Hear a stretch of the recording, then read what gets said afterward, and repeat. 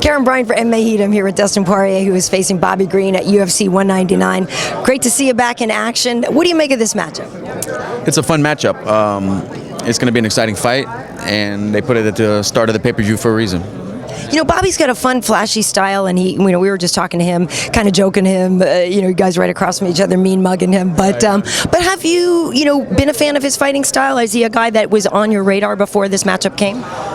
Not really. He's been out for a while. It's not like he's been that active, so I didn't really see him as a potential opponent. I thought I was going to get somebody in the top 10, who's been active. I had no clue when he was coming back or if he was retired or not. I didn't know. But I've never been a huge fan of him. I've seen him fight before. I cornered Eddie Alvarez in his last fight, and Bobby was on the card, so obviously I watched him fight Barbosa. But yeah, that's about it. His style doesn't excite me too much. Okay. So are you then a little frustrated that you don't have a different opponent?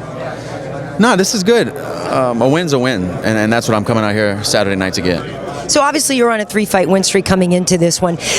You had fought at lightweight before you were down at featherweight. Do you feel at any sense that you wish you would come back up a little sooner?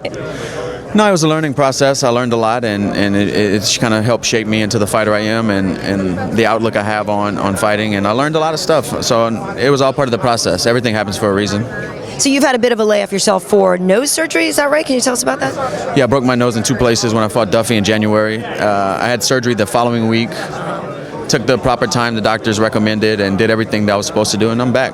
It looks good. You have a good surgeon. Whoever did that, that's pretty good. Thanks. Yeah. He did. Same guy who did Thiago Alves after he fought Condit. Yeah. Nice. Yeah. Like we're out here near Beverly Hills. That guy could be working out here. All right. You mentioned Eve Edwards, somebody that I've worked with quite a bit, and I know you're part of his Thug Jitsu crew. What does that mean in terms of your style and the way that you guys do present jits? Eve is a guy who I've trained with a long time and met through a mutual friend and trainer, Tim Crater. And when I was younger in my career, I was doing all my training in Louisiana. Yeah. Austin, Texas, where Eve was at, it was a 6-hour drive. So I'd drive up all the time and stay a week or 2 weeks at a time and train with Eve and pick up as much stuff as I can. Him being a pioneer of the sport and another southpaw, I tried to pick up as much as I could in kickboxing from him and stuff like that. Do you sense how much love you get from Daniel Cormier at work for the Lafayette thing? I mean, he's like all over you whenever you fight, when he gets a chance to say you're a hometown boy. Oh my God. I mean, I am Lafayette. When I'm done fighting, I'm going back. Nice. I don't know about Daniel, but I'll be back. I'll be back on Mall Street. Nice, very nice. And lastly, I do want to ask your thoughts on the upcoming lightweight title fight. How do you think that one's going to go?